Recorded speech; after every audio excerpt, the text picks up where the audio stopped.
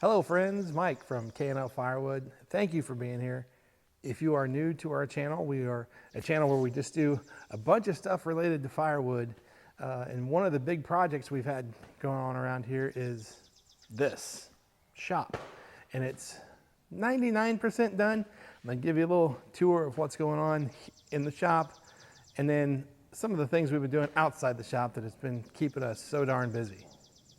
So here it is, kind of a little cluttered already, but it is 56 by 42. We put OSB, the first 8 foot on the wall, and then metal the rest of the way up. It is 14-foot sidewalls. Concrete, it's not heated in the floor, but we did run the Thermopex from our boiler underground in here. We're gonna hang a heater up there. Already got the thermostat on the wall, you can see right there. So we'll be cooking this winter. I think this is gonna be our firewood bundle station. These are gonna get cleaned out, and we're gonna just put in some bagged firewood and some bundled firewood just to keep on the ready when our clients call and need some.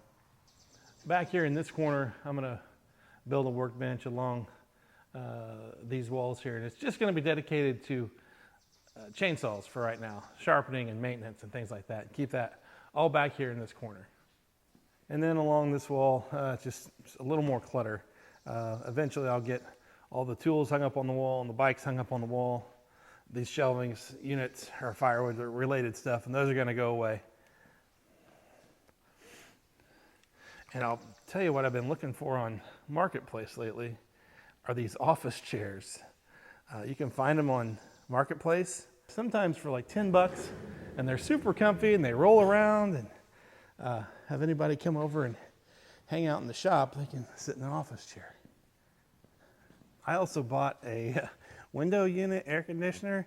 It's kind of hodgepodged in there, but 20 bucks, and it's a 12,000 BTU air conditioner. It does not cool the shop down. It's not big enough, but it does take some of the humidity out. When it's super duper hot the last few days, it's been decent in here. So it was 20 bucks because it had, the guy said, a bit of a whine to it, but it's pretty loud. A couple other things I've been doing is I've been having my tree guy drop off some chips.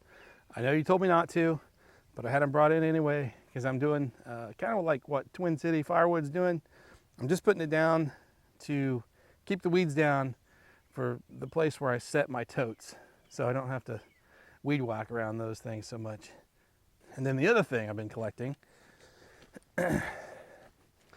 all these logs are for Hoosier Firewood Hysteria 25, I guess.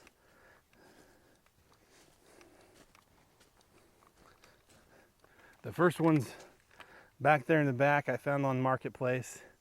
I went and got them, but then the rest of these have been brought to us by my tree service guy, who has started to bring me some stuff kind of on the regular here. And I'm gonna be honest, I'm cherry picking a little bit. And if it's a real nice, saw log that's gonna be super easy to split, I kind of keep that for myself. But everything else is going to the Hysteria. And it's kind of a nice pile so far. And we're almost to July. We're at the end of June here. So I've got several months to continue to collect. So hopefully we'll have lots and lots and lots of fairly nice wood to process for the next Firewood Hysteria. So if you've been trying to keep up with my bundle counts, this is 77 and 78 of 200. I've got to get by, I think it was October 1st, but I've talked to Jacob over at King Farms and Firewood. He's the one that challenged me to do that, and I think he's given me a little latitude, and I think he's going to let me go to the end of October. So I've got to the end of October to get to 200 of these totes. So we're going to get there. And all the cool kids are making kindling and pizza wood with their vertical splitters, so I thought I better jump in the game with the Eastonmade Axis, and I'll have a video on that here shortly, making some of that kindling and pizza wood. Speaking of the Axis, you remember Mark from the Hoosier Firewood Hysteria? He was there with Eastonmade, and he reached out to me, I don't know, a week or so ago and said, hey, there's a guy close to you that wants to see some Eastonmade products. I said, well, send him over. And he did. He came over the other day and ran the Axis and ran the 24D and the STK24, and I think he fell in love. So I think he'll be a new Eastonmade owner here soon, I hope. I'll keep you updated. In addition to my tree service guy, the neighbor down the road had a, I don't know, 25-acre woods logged earlier this year. And I contacted him and said, hey, you know, I know sometimes those logging crews kind of make a mess. If there's some firewood or something laying around that I could easily get to and help clean it up, I'd be glad to. And he was like, oh yeah, definitely. He said, oh, and by the way, I've got this huge pasture I'm trying to clean out if you want any of the trees from there. And I said, well, yeah, sure. So you saw in the short when I dumped those 6 trailer loads, I cherry picked some of those to keep for myself and some also for the Hoosier Firewood Hysteria. There's a pile down there that I've cut and stacked that's probably 3 times this size, and he's got more to cut yet. So I've got to get down there and get that. That's one thing that I've been doing. Another thing that we did was I bought some firewood, already split firewood, and I'm in the process now of stacking it, putting it in totes, finding out how much boiler grade we get, how much bulk firewood we get, how much other things we get out of this little investment, this little trial, and I'll keep you updated. I've already got a video started on that, and I'll give you the specifics when we're done. That should be a neat little experiment. Here's what we're doing with the chips. Just putting them down to keep the weeds down where I'm setting the totes. I'm not going to use it like gravel and put it in really high traffic areas.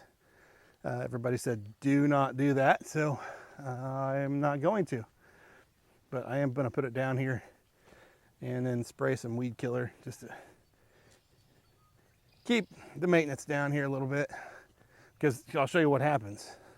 Otherwise, you set these totes out here and it takes forever to season, and then the grass grows halfway up the tote and you got to weed eat it, and it's just a pain, just a time killer. And we got some more totes. I got another 12, I think, the other day. I had to go over and get. I can haul 6 on my trailer, so I had to make 2 trips. But in any event, I think we've got 48 here that I counted that still need broken down.